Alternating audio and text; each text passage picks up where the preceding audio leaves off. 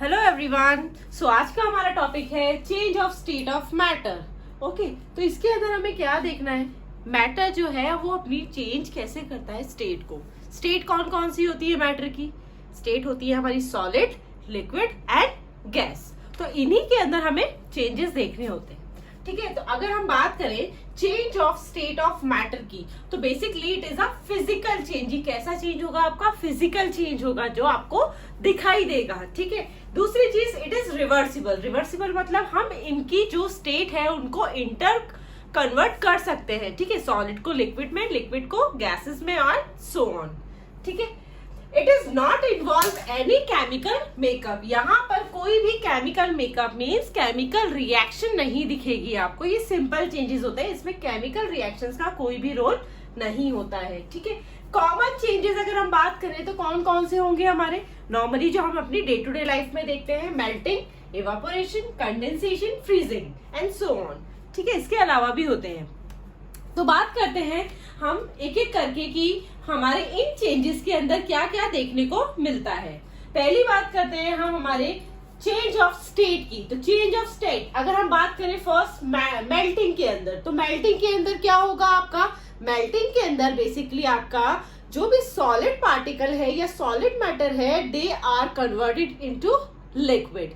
ठीक है, इसी को हम मेल्टिंग बोलते हैं। अगर हम बात करें मेल्टिंग ऑफ आइस, तो मेल्टिंग ऑफ आइस क्या है? एक आइस जो है वो सॉलिड पार्टिकल है, आपका सॉलिड मैटर है जो कि आपका किस में कन्वर्ट होगा? लिक्विड, दैट इज वाटर के अंदर। तो इसी को हम क्या बोलेंगे? मेल्टिंग। तो मेल्टिंग में क्या होता है? चेंज ऑफ स्टेट क्या होती है आपकी? सॉलिड से लिक्विड होती है। ठीक है, अगर हम बात करें हमारे इवापोरेशन की, इवापोरेशन हम सभी जानते हैं कि यहाँ पर हमारा जो लिक्विड है वो किसमें कन्वर्ट हो जाएगा? आपका गैसियस स्टेट के अंदर कन्वर्ट हो जाएगा। बात करते हैं कंडेंसेशन की। कंडेंसेशन क्या होता है? कंडेंसेशन में बेसिकली आपकी गैसेस जो है वो किसमें कन्वर्ट हो जाती है? लिक्विड के अंदर, राइट। जैसे कि अगर हम बात करते हैं रेनफॉल, तो रेनफॉल कैसे होती है? आपका पहले इवापोरेशन होगा, उसके बाद में देन कंडेंसेशन होगा, और कंडेंसेशन के बाद में क्या होगा? आपका गैस जो है वो लिक्विड के अंदर कन्वर्ट हो जाएगा। बात करते हैं फ्रीजिंग की, तो फ्रीजिंग में क्या होगा? आपने पानी लिया, आपने फ्रीजर में डाल दिया, तो क्या होगा? लिक्विड से सॉलिड के अंदर कन्वर्ट हो जाएगा। तो उसी को हम क्या बोलेंगे? फ्रीजिंग बोलेंगे। तो चेंज ऑफ स्टेट जो है सॉलिड टू लिक्विड किस में होगी? मेल्टिंग के अंदर। ठीक है, इवापोरेशन आपको कहाँ देखने को मिलेगा? Liquid to gaseous state. मतलब इवापोरेशन में क्या होगा? आपका liquid state it will change into the gaseous state. Condensation में gas to liquid state. Freezing के अंदर आपका लिक्विड टू सॉलिड स्टेट। ठीक है, अब हम देखेंगे IMS। IMS मतलब इंटरमॉलिक्यूलर स्पेस। इंटरमॉलिक्यूलर स्पेस क्या होता है? Inter means between, molecular means molecule. तो intermolecular space, space present between the molecules. ठीक है, तो अगर हम हर एक स्पेस की, हर एक स्टेट की बात करते हैं, तो सॉलिड की अगर हम बात करें तो सॉलिड के अंदर इंटरमॉलिक्यूलर स्पेस मतलब space present between the molecules क्या होगा? आइदर एब्सेंट होगा या फिर उसके अंदर आपका जो स्पेस है वो बहुत कम होगा। तो जनरली हमें सॉलिड चीज जो है वहां पर अगर हम बात करें पार्टिकल्स के बीच में या मॉलिक्यूल्स के बीच में आपका स्पेस जो है वो एब्सेंट होता है। ठीक है, लेकिन जब मेल्टिंग होगी तो मेल्टिंग में क्या होगा? हमारा सॉलिड जो है it is converted into liquid. तो हमारे जो पार्टिकल्स है या हमारे जो मॉलिक्यूल्स है वो क्या करेंगे? लूज हो जाएंगे। ठीक है, तो यहाँ पर जब स्पेस नहीं था सॉलिड के अंदर, तो अब जैसे ही वो लिक्विड में कन्वर्ट होंगे तो इनमें स्पेस दिखना स्टार्ट हो जाएगा। तो यहाँ पर अगर हम बात करें इंटरमॉलिक्यूलर स्पेस, तो इंटरमॉलिक्यूलर स्पेस ड्यूरिंग मेल्टिंग क्या होगा? Very close to close. मतलब बहुत ज्यादा भी गैप नहीं दिखेगा आपको, लेकिन वेरी क्लोज टू क्लोज। ठीक है, बात करते हैं इवापोरेशन की। तो इवापोरेशन में हमें पता है कंडीशन कौन सी होती है? Liquid change into gas. तो लिक्विड अगर गैस के अंदर चेंज हो रहा है तो यहाँ पे क्या था? इंटरमॉलिक्यूलर स्पेस लिक्विड के अंदर होता है, थोड़ा होता है। ठीक है, अब क्या होगा? जैसे ही वो गैसियस स्टेट में कन्वर्ट होगा तो क्या होगा? इंटरमॉलिक्यूलर स्पेस बहुत सारा हो जाएगा। ठीक है, तो इसीलिए यहाँ पे क्या लिखा है हमने? इंटरमॉलिक्यूलर स्पेस लिक्विड के अंदर था क्लोज टू फार, मतलब यहाँ पे बहुत दूर दूर तक हो गया। तो यहाँ पर आपको बहुत ज्यादा स्पेस जो है वो देखने को मिलती है बिटवीन द मॉलिक्यूल्स। आगे बात करते हैं कंडेंसेशन की। तो कंडेंसेशन में क्या होता है आपका, gaseous state converted into liquid state. तो गैस जब लिक्विड में कन्वर्ट हो रही है तो यहाँ पे इंटरमॉलिक्यूलर स्पेस का क्या होगा, कंडेंसेशन में क्या हुआ, इंटरमॉलिक्यूलर स्पेस गैसेस के अंदर बहुत ज्यादा था, लेकिन जैसे ही ये कंडेंस होने के बाद में लिक्विड में कन्वर्ट होगी तो क्या होगा, इंटरमॉलिक्यूलर स्पेस थोड़ा कम हो जाएगा, बहुत ज्यादा से कम हो जाएगा। ठीक है, तो far to close. Okay, now next is freezing. Freezing में क्या होगा, आपने पानी लिया, उसको रखा और उसको आपने फ्रीजर में डाल दिया। तो आपने जब उसको फ्रीजर के अंदर डाला तो क्या हुआ, लिक्विड से आइस के अंदर कन्वर्ट हो गया, मतलब कि वो लिक्विड टू सॉलिड के अंदर कन्वर्ट हुआ। तो अब देखो यहाँ पे पार्टिकल्स के बीच में, अभी मॉलिक्यूल्स के बीच में गैप था, स्पेस था, लेकिन जैसे ही ये कन्वर्ट होगा सॉलिड के अंदर तो क्या होगा, molecule come closer, so the intermolecular space is absent. ठीक है, इन सॉलिड। तो यहाँ पे क्या होगा, फ्रीजिंग के अंदर आपका लिक्विड के अंदर क्लोज टू वेरी क्लोज, मतलब यहाँ पे इंटरमॉलिक्यूलर स्पेस आपका एब्सेंट हो जाएगा जब लिक्विड से सॉलिड के अंदर कन्वर्ट होगा कोई भी मैटर। ठीक है, बात करते हैं intermolecular force, IMF। Intermolecular force क्या होता है, force present between the two molecules. हमें पता है दो मॉलिक्यूल्स के बीच में जो फोर्स प्रेजेंट होता है, जो उसको बाउंड करके रखता है, उसे ही हम इंटरमॉलिक्यूलर फोर्स बोलते हैं। ठीक है, तो इंटरमॉलिक्यूलर फोर्स अगर हम बात करते हैं इन केस ऑफ मेल्टिंग, तो मेल्टिंग के अंदर हमारे पास पता है हमें कि सॉलिड कन्वर्टेड इनटू लिक्विड। तो सॉलिड जब लिक्विड में कन्वर्ट हो रहा है तो उस टाइम पे क्या होगा, इंटरमॉलिक्यूलर फोर्स। तो सॉलिड के अंदर तो इंटरमॉलिक्यूलर फोर्स क्या था, बहुत स्ट्रांग था। ठीक है, लेकिन जैसे ही वो लिक्विड में कन्वर्ट हुआ इंटरमॉलिक्यूलर फोर्स कम हो गया। ठीक है, तो intermolecular force in melting strong to weak, strong से वीक में हो जाएगा। ठीक है, बात करते हैं इवेपोरेशन की। तो इवेपोरेशन में आपका क्या होगा, आपको पता है कि लिक्विड से गैसियस स्टेट के अंदर कन्वर्ट हो रहा है मैटर, तो यहाँ पे क्या होगा, यहाँ पे इंटरमॉलिक्यूलर फोर्स सो है लिक्विड के बीच में, लेकिन ये जैसे ही गैसेस के अंदर कन्वर्ट होगा तो क्या होगा, मॉलिक्यूल्स के बीच में फोर्स ऑफ अट्रैक्शन खत्म हो जाएगा या बहुत वीक हो जाएगा। ठीक है, तो इसीलिए यहाँ पे लिखा है वीक टू वीकेस्ट। ठीक है, वीक से बिल्कुल वीकेस्ट हो जाएगा। बात करते हैं कंडेंसेशन की। कंडेंसेशन की कौन सी कंडीशन होती है, when gas converted into liquid. ठीक है, तो जब गैस लिक्विड के अंदर कन्वर्ट हो रही है तो क्या होगा, अभी यहाँ पे फोर्स ऑफ अट्रैक्शन वीकेस्ट है, लेकिन जैसे ये लिक्विड में कन्वर्ट हुआ तो क्या होगा, आपका फोर्स ऑफ अट्रैक्शन वीक होगा, वीकेस्ट नहीं होगा। इसीलिए यहाँ पे क्या हुआ, weakest to weak. Okay, next बात करते हैं फ्रीजिंग।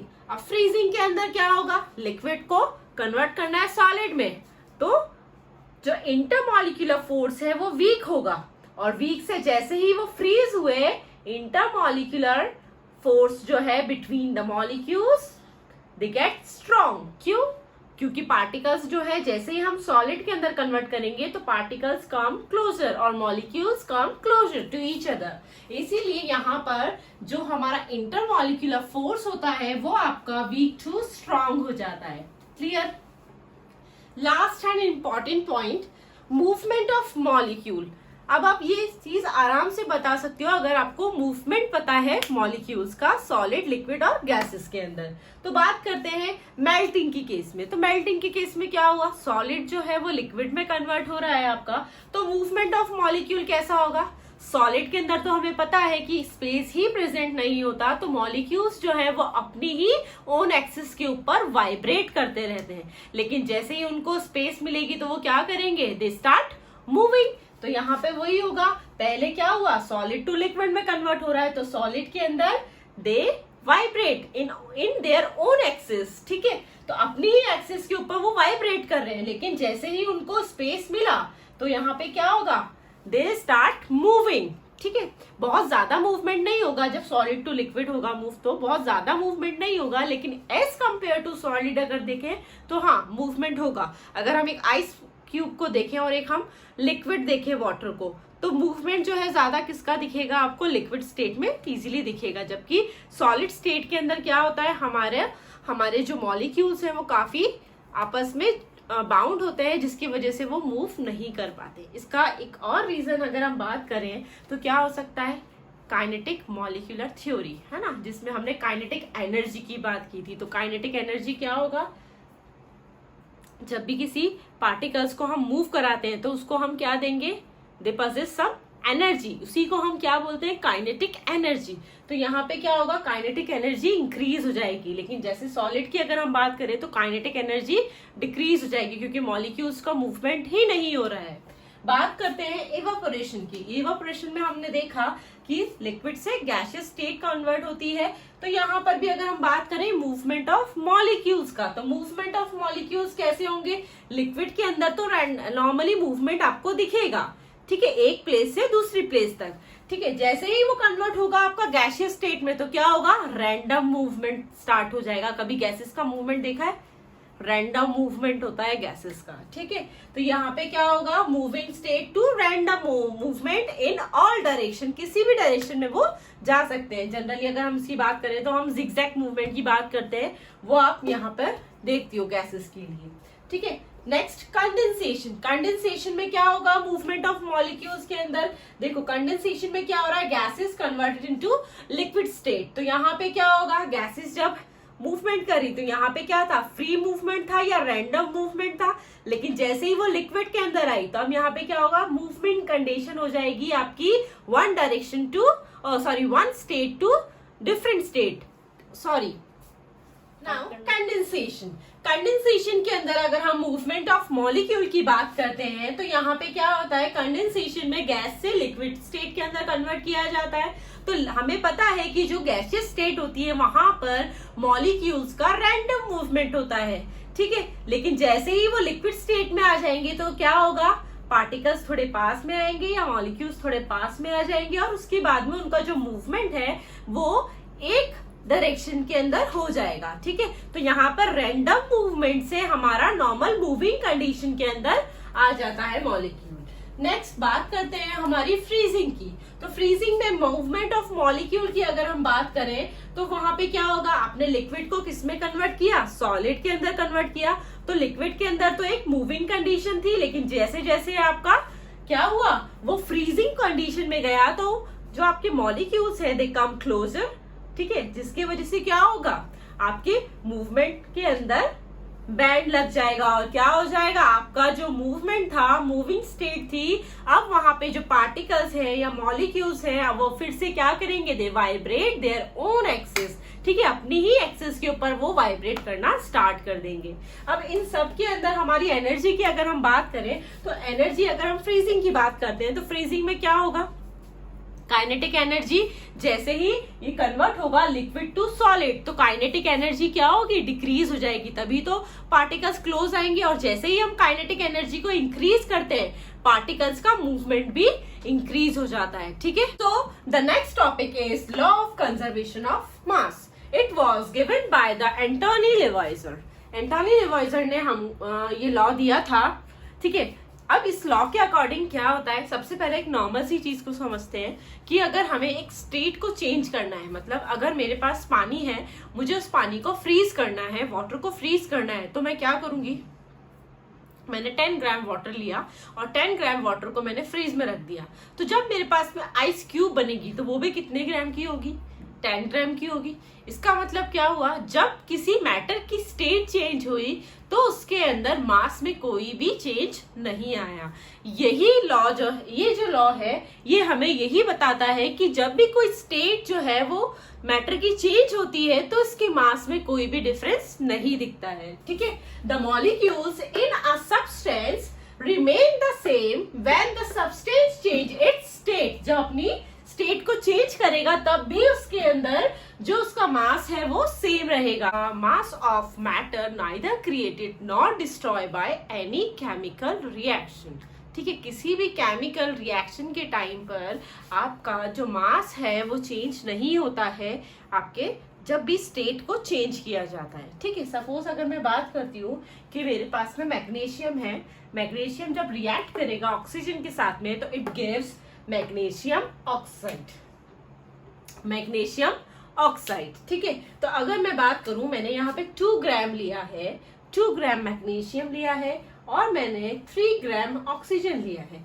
2 ग्राम मैग्नीशियम को 3 ग्राम ऑक्सीजन के प्रेजेंस में मैंने बर्न किया है, तो यहाँ पे मेरे पास में मैग्नीशियम ऑक्साइड कितना ग्राम होना चाहिए? टोटल 5 ग्राम। तो अभी आपको यहाँ पे दिख रहा है कि यहाँ पे जो लेफ्ट हैंड साइड के ऊपर मास है वही आपका राइट हैंड साइड पर है।